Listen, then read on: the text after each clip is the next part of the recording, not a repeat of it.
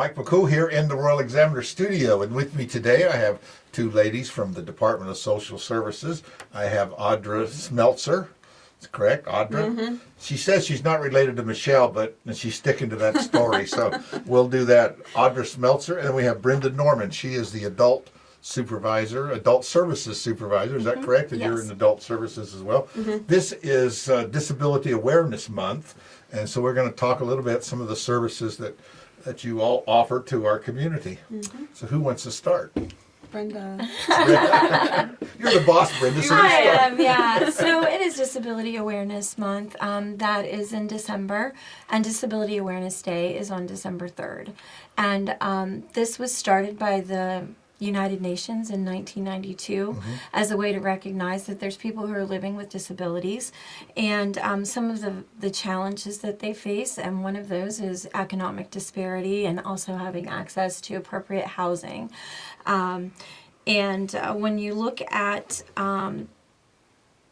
the United States, there are about 24% of individuals that are living with disabilities and that are living below the poverty line. And you can compare that to 9% that are able-bodied that are below the poverty line. Yeah.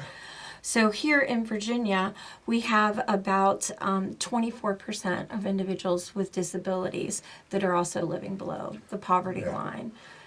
So that creates economic challenges for them with their jobs, having not being able to work full time, maybe being able only to work part time. And then they also have other barriers that they may face, such as transportation or needing appropriate durable medical equipment, or increased in having to get back and forth to medical appointments. So that does create a challenge for them to kind of live within the constraints of what their income is. Of course, we have disabilities now. That's a broad does, word, and sometimes, I remember listening to somebody who was mad because somebody parked in the handicap spot, and he was yelling at him and screaming, "There's nothing wrong with him." And I took my cane and got after him. Then his mother got out of the car and her oxygen. Oh my gosh! Yeah. I mean, it was a joke, but it shows you something you can't always tell by looking. Yeah. And in Virginia, the majority of folks that have a disability is with their mobility. Right. So the majority of folks that fall into the category for us, and those are people that might not be able to come upstairs. Like we had to walk up the steps. We had to walk up the stairs, and imagine we do have clients that are in apartments in our community, and they have a challenge just getting up and down the stairs. They require medical transport to go to their appointments, and then the next one under that is folks that have a cognitive disability, people that are living with cognitive disability. Yeah.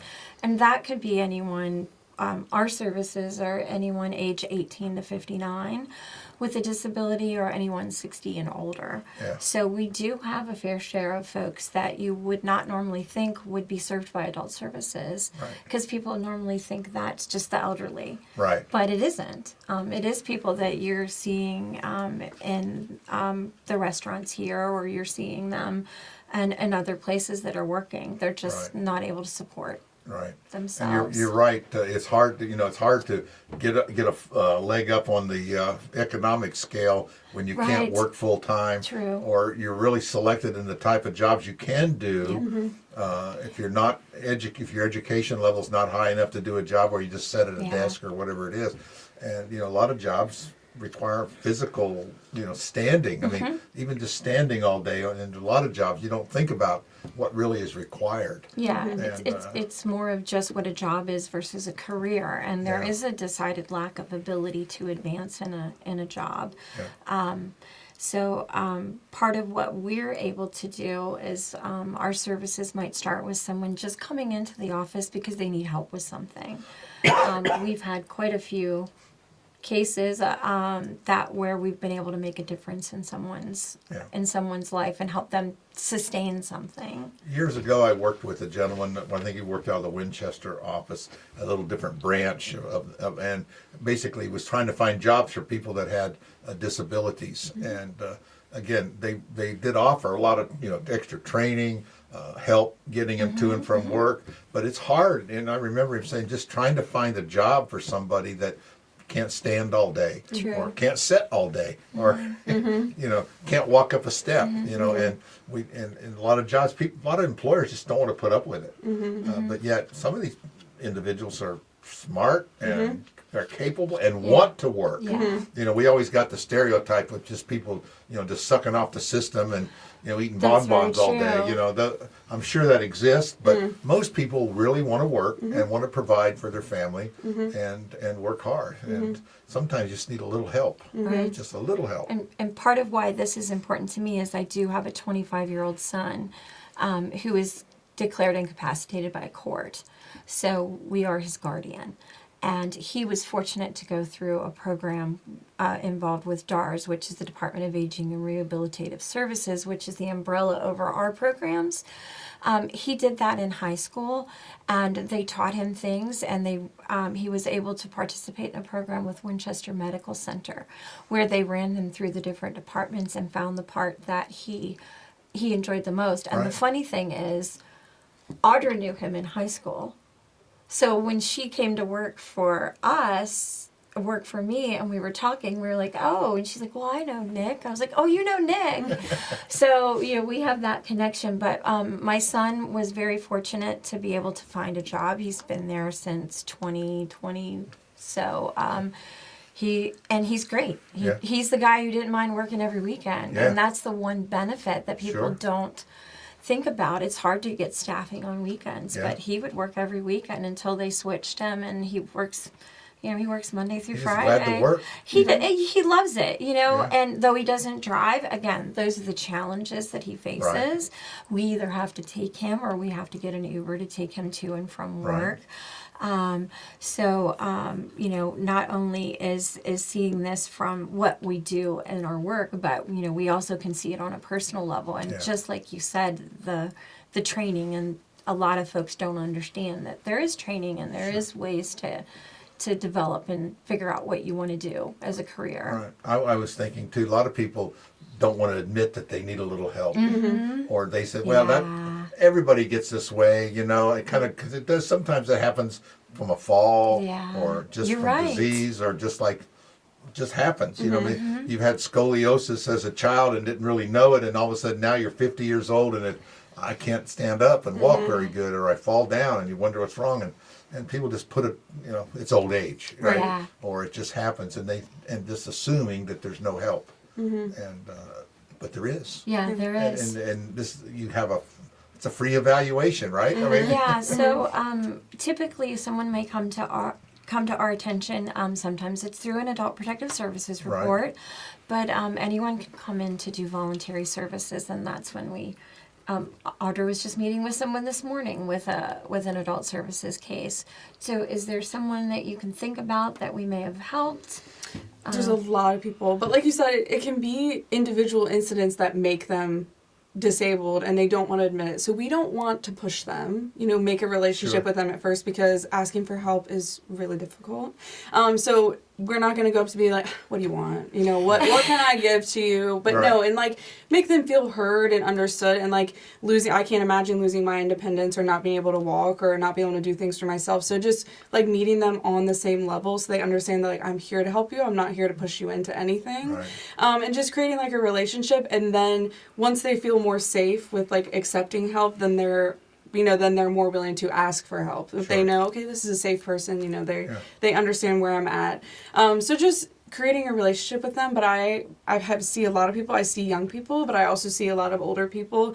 But there's a lot of people, in the area that need a lot. COPD is huge in the area.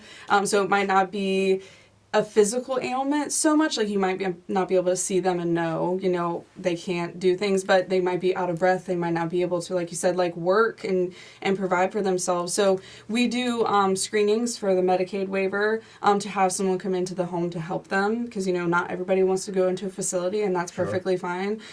So we do the Medicaid waiver screenings just to see if they can get some extra help in the home.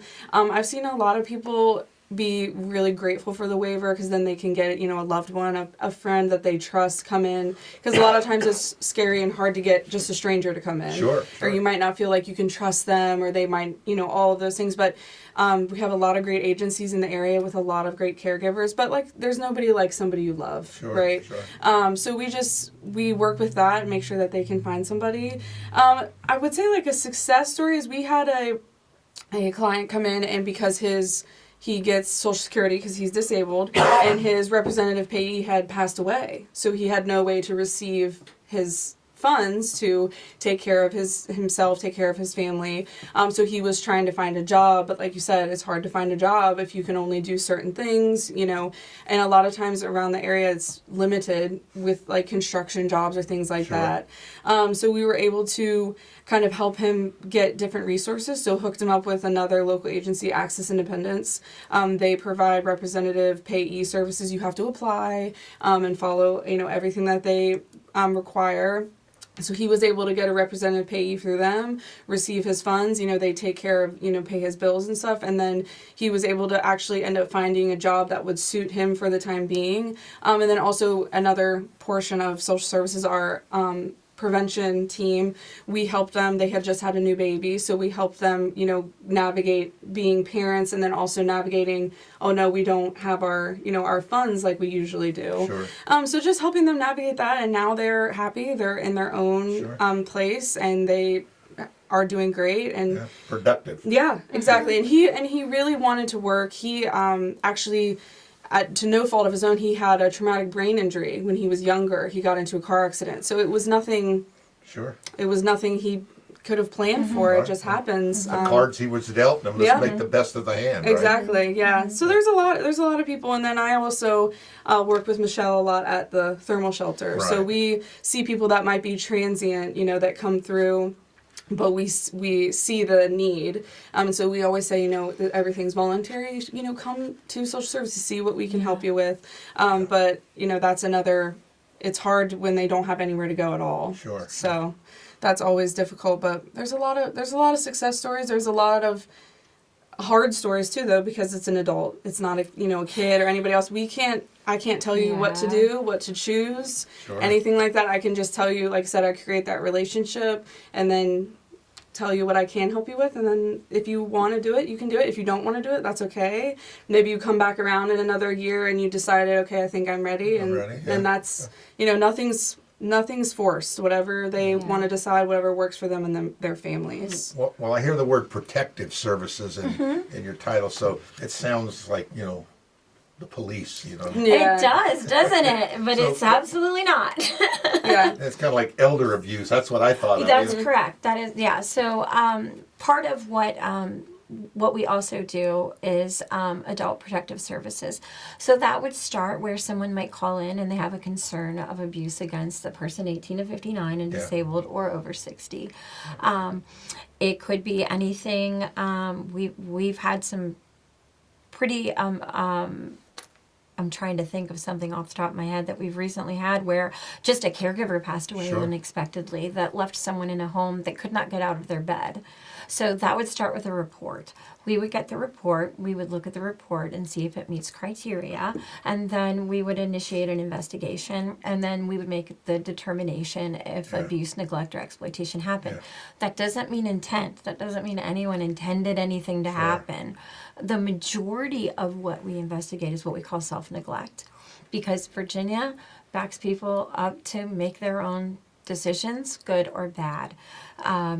So even though we may have a finding of abuse that someone's not going to the doctor and they're not eating the way they need to eat and they're not taking care of their medical needs or their shelter needs, as long as they are able to make those decisions on their own, they have the right to. So our services are entirely voluntary.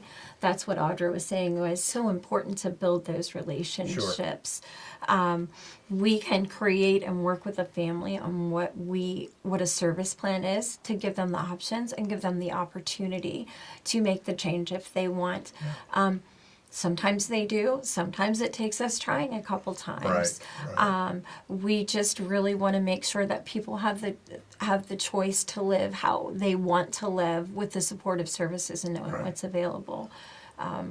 Some of the things that we may do is we've helped get repairs to someone's home in the middle of winter when they had no water. The water was absolutely frozen, and they had disabled adults living with them, and they had a father who was very ill, and there was just no way to make those connections. We got the report. We were able to go out there. They wanted those services, and we were able to help them. We have also helped people when they, as Audra said, with the waiver. So the waiver is a part of the Medicaid program in Virginia, and you can use that many different ways. Some people use it to choose to go to a nursing facility, but some people want to stay in their home. Right. So we give them the options to help support that. And we have the PACE program now. I mean, it wasn't a new thing, but it's a new facility in Winchester that all of the PACE programs have been over the mountain in Northern Virginia. So No one wants to go there. Yeah, I mean, I've worked over there, and there's so many more resources over there. But PACE stands for a program for all inclusive of the elderly, and it's actually run by Blue Ridge Care, which they incorporated that into the Blue Ridge Hospice, and now they're Blue Ridge Care. So it's a center. They provide transportation for our area. They will come out and pick the person up. They actually can also help in the home too.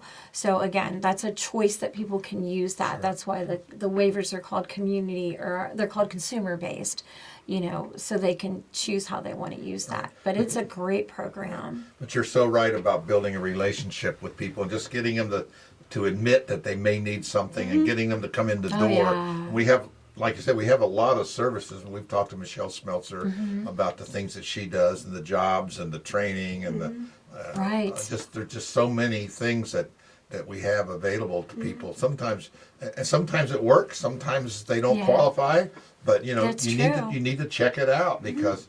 And you may not qualify this year, but you may qualify next year. Absolutely. And a lot of things are age-based and different things. How about mental illness? Because that's a great question. That's the great thing right now. That's a great question. That's the top word at the moment. That can span a lot. Do you want to talk about that, or do you want me? What do you want? I was just going to say that there's a blurred line sometimes. Yes, it's a very blurred line. A lot of mental health is done through Northwestern Community Services Board. So when I screen somebody for a UAI waiver or for care or anything, that's more of like a medical physical need. Whereas Northwestern has the DD waiver, which is the intellectual disabilities waiver, which they can also use for mental health, and that's where I would steer someone if it was more mental health issues. But we oversee all the guardianships in Virginia, and so those guardianships could be for someone who's incapacitated from a mental illness. Right. So we just review them, make sure that they're safe, make sure everything's good yearly, and then we send them back, out and just keep a log of everything that's going on. But yeah, there's definitely a blurred line when it comes to mental health, and when it comes to adult services, I can still help them. If they come to me and they say, I need help, finding resources for housing, finding resources for, whatever they're needing, I can still do that even if it's mental health. But if it's something a little bit more in depth, like they need help, getting their Social Security or things like that, that's when we would refer them to the Community Services Board. Yeah. And the same thing for those waivers. And those would be for individuals that might qualify for, or they might need a group home. We do have a lot of that crossover. We have individuals that we may have a case with who is an adult child of someone who is in their 80s, but they haven't had a contingency plan for that individual, right. And they have not tapped into that system for those waivers yet.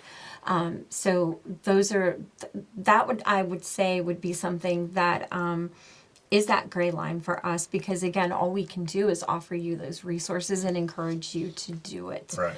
Where in their mind, nothing's ever going to happen to me, and I'm going to take care of my baby at home, right. even though your baby's 55. Right.